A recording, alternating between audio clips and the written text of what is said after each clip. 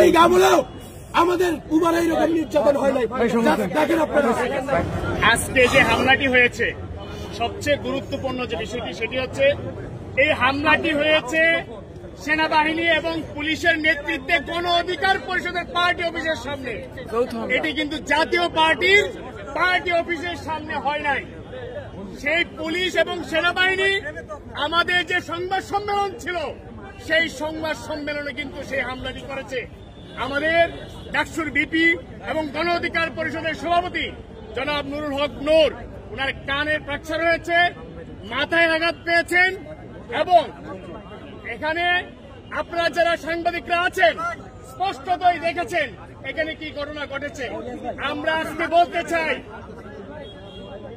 সেনাপ্রধান ওয়াকার, আপনি কিন্তু শেখ হাসিনাকে মা ডেকে কিন্তু আপনি সেনাপ্রধান হয়েছিলেন। আপনার মা কিন্তু আজকে পলাতক।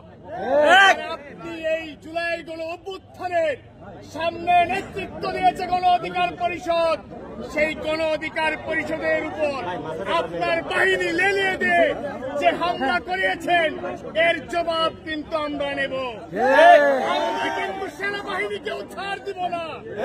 স্পষ্টত বলছি, আগামীকালকে গণ অধিকার পরিষদের প্রত্যেকটি ইউনিট, প্রত্যেক জেলা উপজেলায় দুপুর 12টায় বিক্ষোভ মিছিল করবে এবং আমরা এও বলতে চাই, এর যদি আমরা সুষ্ঠু বিচার না পাই তাহলে কিন্তু আমরা প্রধান উপদেষ্টার বাসভবন ঘেরাও করব। ধন্যবাদ।